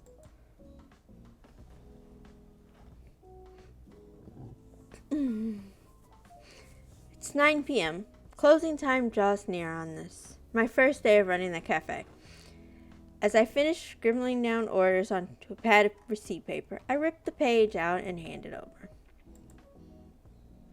So, 3 secret blends, 1 small and 2 grandes. That'll be 7 gold. He's been scowling like this ever since he finished his first cup. Truthfully, he looks more mystified than anything else. After the first cup, he'd sat shell-shocked for several minutes, then sprung up and demanded 2 more of the same drink in quick succession. When they were ready, Kiana and I had huddled together, watching him discreetly over the tops of our own lattes. He never took more than 1 sip at a time, crossing his arms and quietly ruminating over the taste, before going back for another sip. We lost count of how many times he furrowed his brow, how many pictures he took, or how many notes he typed into his phone. After half an hour, I thought he'd finally admitted defeat, but... Mikhail, 7 gold? Right now, Mikhail is clutching onto his gold, pouting comically. He looks like a child who doesn't want to give up his favorite marbles unless his parent agrees to trade him a cookie. I can't believe I'm saying this, but I almost feel sorry for him. Makes two of us. No matter how hard he racks his brain, he's never going to figure out the secret. Wait, why do I feel more guilty for cheating at coffee than I did wrecking his car? Oh, right, yeah. Here. Thanks. Here's your change. I don't get it. How? Tell me how. It's all finally too much for his pride and he explodes, slamming his hand down on the counter. How is your coffee that good? This place has terrible reviews everywhere. It's a dead spot online. There's no way the coffee could be this good. Wait, terrible reviews? When he sees that I have no intention of answering him, Mikhail claps his head, defeated, and sighs. He's still pouting like a little kid. I wish they would have actually given him that look and expression in the scene here. That would have been nice. That he still looks a little smug there. Tomorrow. I'll be back tomorrow to make absolutely sure it wasn't a fluke. I'm not writing my review until I know you're not cheating. So bring your A game. Looking forward to it. Gah!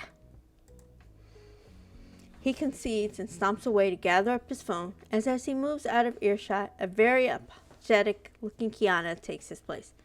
She leans in and whispers in my ear. Is he going to be all right? He looks kind of upset. He'll get over it, and I have a feeling he might turn out to be quite useful. As I'd done for Mikhail, I write out her receipt and pass it on. Here you go. How are the lattes? Not salty enough? She puts her hand to her face, cheeks pink with contentedness. Not at all. They were perfect. Even more so than your grandmother's. Your kelp lattes leave me feeling completely refreshed. Being out at the sea for so long must be tough, huh? Anytime you need a pick-me-up, you know where I am. Thank you. Just as Mikhail is making his way back, Kiana puts his hand into her purse, fishing around for gold. She's fumbling a little, like she's having trouble. Ah, I forgot. Maybe she doesn't even know how human currency works. But before I can cover her, Mikhail steps forward, trying to act chivalrous. No need to be frustrated. I've more than enough for the both of us. Oh, it's fine, I think. Here, is this enough? She tips out the entire contents of her purse onto the table. A whopping shiny mountain of gold individual coins spill off the counter onto the floor. That's a lot of gold. At least sounds like it. What the? Kiana, it was 8 gold, not 800. Oh. Well, that's okay. I have so much anyway, just take it. She turns to Mikhail with the sweetest innocent smile. Would you like me to pay for yours too, Mr. Mikhail? No, it's... Mumbling something about how he had already paid, Mikhail picks his job off the ground and quietly sees himself out. Did I say something wrong? Huh. No, you didn't. Don't worry about him. I paused, thinking back to Mikhail had let slip earlier. Kiana, this cafe, does it have a bad reputation in Linsdale?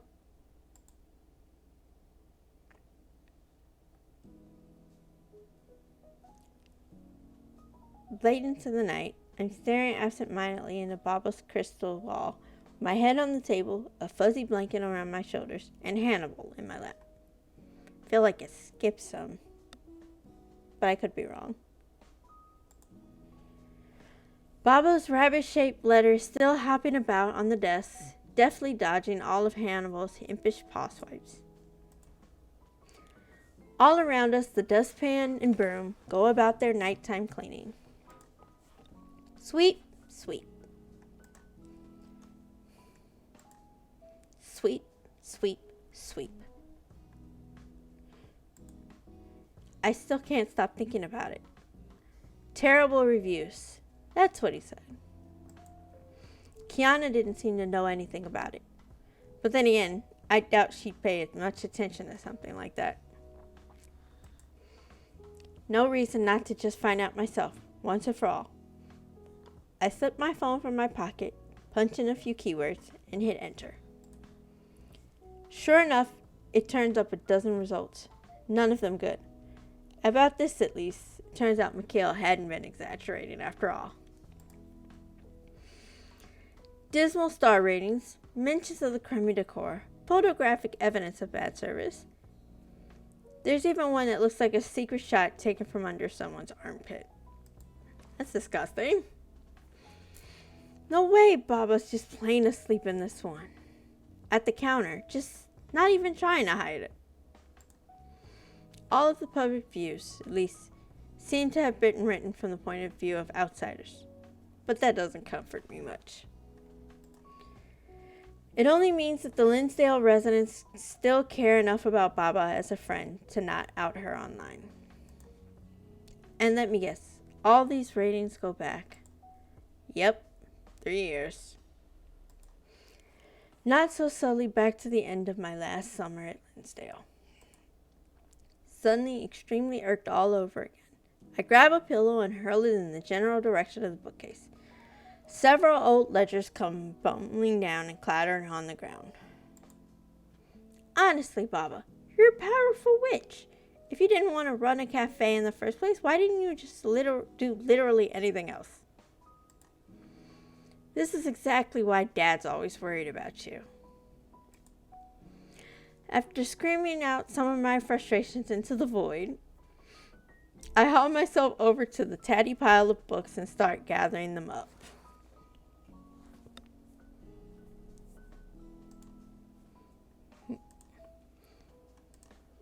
Hannibal trots near, stepping all over the ledgers, then curls up on them for a snooze. She's about as helpful as a sixth toe. That's harsh to the cat. And what about you? Didn't think to mention that tidbit, did you? Definitely a cat owner. I talk to my cat similarly all the time. The truth is, even if her heart had never really been in the cafe, I know exactly why Baba chose to stay in Linsdale all these years. Once she left and told me it was because she could lie on the sand in a bikini, drinking coconut juice every day. But really, it's because of all the shirtless surfers, wasn't it? I pick up the last of the ledgers, shaking Hannibal off the cover. But I stop when I realize it's this year's edition. Something in me holds back from returning it to the shelf before taking a peek inside. A feeling, or more like a terrible witch's intuition. There's a Turtoga in the chat if anyone wants to try to catch it. Exclamation pokey catch. Like a terrible witch's intuition that Baba had one more bony skeleton in her closet, waiting for me to discover it. Her escape, the bad reviews, the empty pantry, the shifty locals, even the brand new talent. All the clues were aligning to just one very damning picture. So I thumbed through the first few pages and this isn't going to be good. My face grows ashen. I knew it.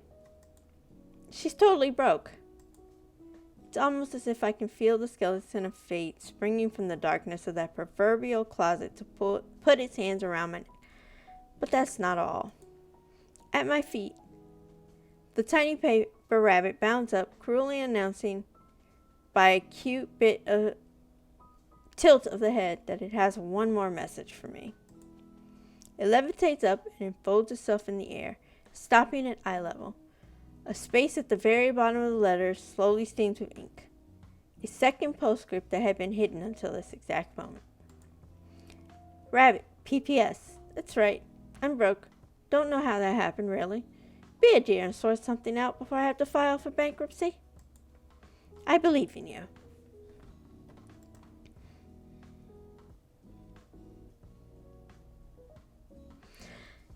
At the crack of dawn, the alarm goes off. My eyes snap open and I launch myself out of bed. Almost burying a sleeping Hannibal in the dude's bed, I shake off. After a brisk run on the spot, I slap my face a few times until I'm absolutely fully awake and ready to deal with this nightmarish situation. Alright, action plan for today. Step 1, get dressed. I tear the wardrobe door open, throwing whatever I touch first onto my body. Being fashion conscious isn't going to make a difference today. Okay. Step 2. Don't think about how much pain you're going to inflict on Baba when she shows her face. No plotting, no curses, no hexes, nothing. Focus. Today is all about customers, cash and coffee. Nothing else. But mostly cash. I leave the bedroom behind and hurry down the corridor toward the kitchen, snapping life into the closed curtains and air conditioner with my fingers as I go.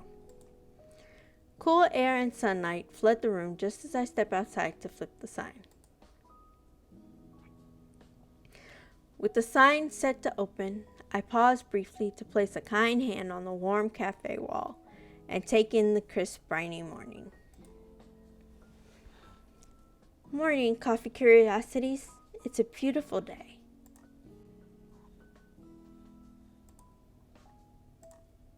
Step 3, save this place. Save my home. Oh, he's back. Already. Early in the day. Tell me, because I'm dying to know, do the bricks ever talk back? I turn about to see him grinning mischievously, and clearly in a better mood than I expected today. The bare skin peeking out above his shirt is already glistening, little from the tropical morning heat. You look... Don't say cute, don't say cute, don't say cute! Sweaty. That's good far enough away from cute as you can get. Do you like sweaty? You'll know. He throws his head back, laughing at my reaction, before taking a few steps closer. I'm just teasing. Mostly. Listen, I did some thinking last night over in the air. Well, quite honestly, very subpar, so till I stayed in. My car's in for repairs, so looks like I'll be stuck here for a while, you see.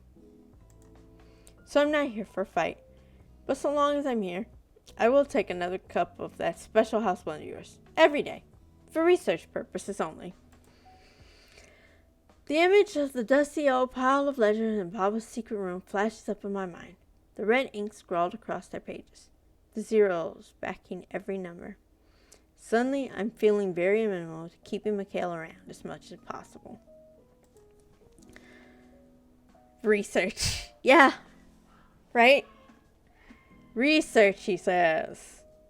Because he doesn't want to admit he actually likes it and enjoy it. He's clearly just hoping to catch a fluke. You'll never figure out the recipe for that blend. But you spend 20 gold a day, at least for as long as you're here, and maybe I'll agree to let you in on the secret. A slow smile spreads across his face. Fine. Didn't expect that response. Well, come in then. You're darkening my doorstep. He actually laughs a little at that. Charming. Don't I even get a hello? I reserve hospitality for customers I actually like. If only that was something that could actually be allowed for in customer service. Was to actually give the attitudes they deserve. Might actually make a lot of customers fix up quick. At least from my experience.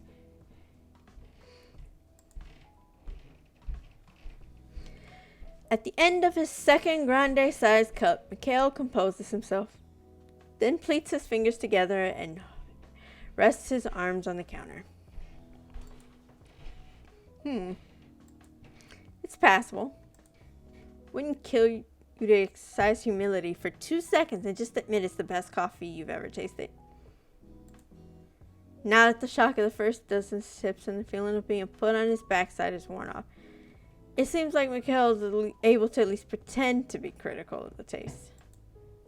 Well, I suppose there's something to be said for magic gradually losing its potency the more it's ingested. Nothing I can do about that. So, enlighten me. What's that? Mikhail tilts his chin towards the small signboard and chalk sticks I'd found yesterday inside the hatchbox, which are now lying on the countertop, waiting to be transformed into an advertising masterpiece. Coffee Curiosities is scrawled across the top in multicolored, chunky block letters, along with a cascading list of some of the more attractive items on the menu. I wrote the wording late last night, but the sign's still most definitely missing some much-needed pizzazz. Oh, that is step one of my grand marketing master plan. Snort. If that's your best attempt at marketing, I bet your first idea was a train wreck. Ouch. He didn't even say that to me directly, and I'm hurt. I'm insulted. How about you let the clear expert here give you some tips, and in return, you give me that recipe. Oh, gee. How about, no. Just as he's opening his mouth again, the bell at the front door jingles, cutting Mikhail's needling short. Moments later, Kiana shyly peers inside. The bypass hit me again where Kiana's concerned. Don't mind me. Oh, hey, morning. Also, Li Ting, shh. Good morning, Rabbit. Ah, and Mr. Mikhail, good morning to you too. Kiana takes a seat beside Mikhail, and while I start to mix her up a kelp latte, she spots the signboard and pastel chalks laying on the side. Her eyes immediately light up. Oh, you're making a cuisine menu board? Cuisine menu board, Kiana. And yep, some drawings of teacups with cute animals, and it'll be ready to go outside. Can I help with the pictures? Sure. I mean, go ahead. Knock yourself out. It'll be okay, right? I mean, her drawings must have improved. At least a little bit, right?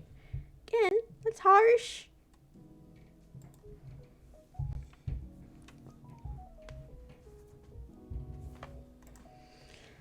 That's a pretty lousy interpretation of a penguin. Penguin? No. It's a tuna and top hat. I kind of want to see that. I hope they show it.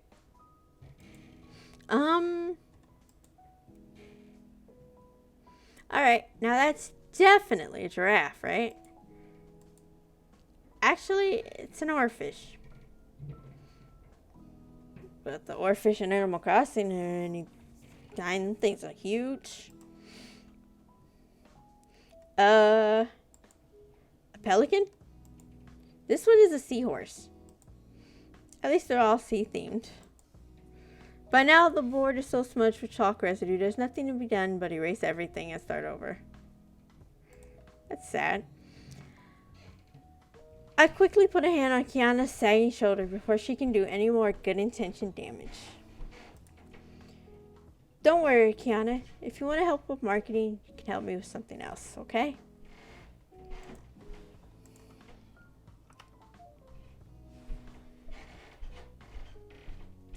See? Sec.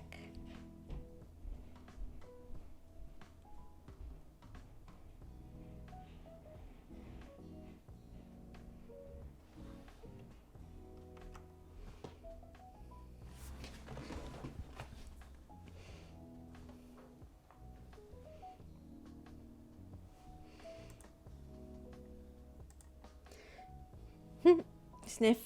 Okay. Why are you doing this? Is the cafe in a lot of trouble? I had been delicately wiping the board clean with a wet cloth, but Kiana's comment stops me in my tracks. Since the moment I'd woken up this morning, it's been putting on an energetic front, deliberately avoiding negative thoughts to trick even myself into believing I could do this alone. But truthfully, I'm floundering, and I don't want to lie to Kiana. So despite Mikhail's snooping, beady-eyed presence, I decide to come clean. Well, actually, after openly divulging the situation and the alarming state of the ledgers I'd found the night before, Mikhail and Kiana both sit quiet and pensive for a minute. Wow. He's actually quiet. I'm impressed. Surprisingly, Mikhail is the one to break the silence. Unsurprisingly, he goes straight back to the judgmental jabbing. Well, I may get some juicy tidbits from my blog yet. He leans back, shrugging his shoulders in a smug, exaggerated way. I mean, really, what did you expect? This place is practically falling apart. I begrudgingly cast my eyes over the room, unable to deny it. Ugh, I know. And there are earthquake-level cracks in the floor. That's harsh. Even with her admitting to it, that's harsh. I know. And the owner has a nasty habit of being mean to 50% of her paying customers. Do you take pleasure from being equal parts correct and infuriating? I think I'm going to save that line because that line fits someone else that I know very well. He's very correct sometimes and can be infuriating at times at the same time. Always. And just when I expect him to follow up with yet more insults, Mikhail's face grows uncharacteristically serious. Look, just because your coffee is actually somewhat decent, I'll level with you. You want to dig yourself out this mess? There's only one tool that's going to serve you best as a shovel. He slips his phone from his pocket and holds it up to my face as evidence. 3 words. Social media campaign. You need money, and the only way to guarantee that is to drag customers in on a wave. New people, city people. People willing to spend. Outsiders will flock to this place for the authentic cook, after you've spruced it up a little. Because let's face it, nobody in this town is willing to come here. Drop and stale like they've dropped you. You don't need them. What you need is fresh blood, and aggressive strategy. And luckily for you, I'm feeling unusually sympathetic. So I'll extend a knowledge branch just this once, and help you make that happen. The bulk of his speech wrapped up, Mikhail leans back with his arms behind his head, a small smile playing at the edge of his mouth. Well, it's not like you'd stand a chance using this method without me. Looks like I'll have to agree to be your knight in shining armor just this once. Ew. Of all the phrases, though. It's another Pokemon in chat. It sure be. Well, I think you're wrong. As I glance over at Kiana, I realize that she looks genuinely a little hurt by Mikhail's words. Linsdale is filled with good, kind people. Maybe they stopped coming to Coffee Curiosities because Rabbit's grandmother didn't run the cafe very well. But they really are good. We shouldn't hold that against them. I'm sure they come back here if we try to reach, is that the right word? Out to them. Kiana. So please don't give up on Linsdale yet, Rabbit. If you could show the locals that this is a worthwhile place to come in, that the food and drinks are tasty and the service is good, the cafe will survive, right? I'm sure the residents of Linsdale will come if you ask them, so I'll help you. I blink at the two in front of me, a little astonished by their arguments. They're both actually making a great deal of sense. But whoever approach I decide to follow, that probably means we'll be spending a lot of time together from now on. In that case, I guess I'll Huh. They won't let you save it at this point.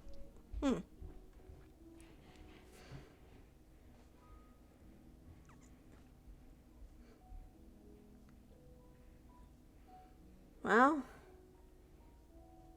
What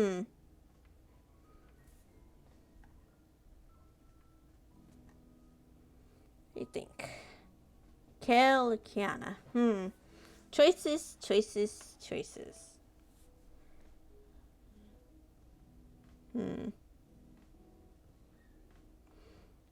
Well, I guess might as well take the olive branch for its given, right? I can't believe I'm even considering this, but Mikhail might actually have the best point. I may not like it, but Coffee Curiosities needs money fast. Relying on the people of Linsdale won't be enough. Let's see. Get second.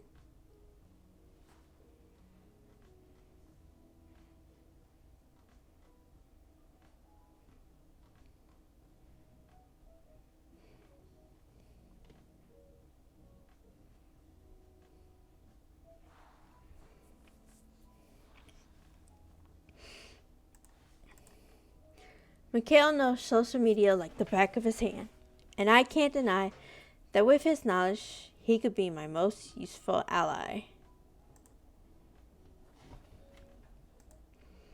Alright, Mikhail, come by the shop tomorrow.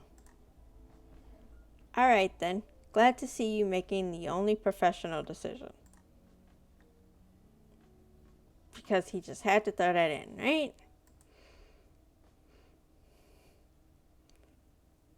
For the rest of the day, Kiana and Mikhail stay at the cafe, each offering advice from their own perspectives. Not a single other customer comes in to order, and for once, I'm glad. Planning takes priority, and before we know it, our discussion has stretched well into the afternoon and beyond, until the sunset calls an end to our little council. As night rolls in, I say goodbye to sleepy Kiana and Mikhail, close up, and decide to catch an early night myself, knowing I'll need all the rest I can get to prepare for the toil ahead. My head hits the pillow and my eyes immediately grow heavy. I've just enough awareness left in my brain to wonder how well this new partnership of mine is really going to work out. Alright. Well, I think this is good a time as any to call it for this evening. Thank you all for hopping in and following and chatting and choices with me. And what I'm going to do is going to look and see who can rate out to. So, see what we can do. We'll see about dropping you guys in where I can. See what we can get. Let's see.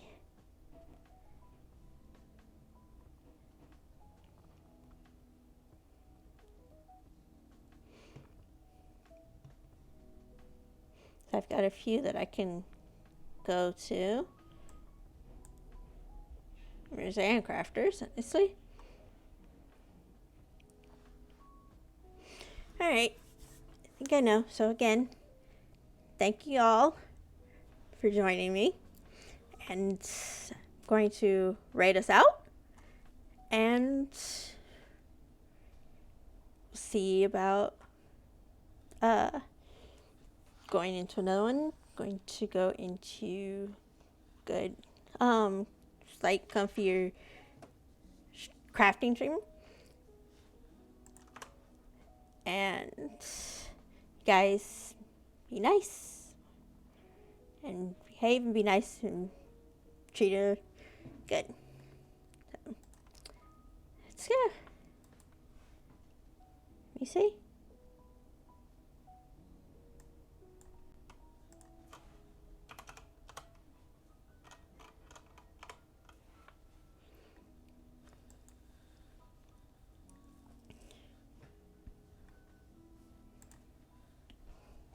Thanks a lot.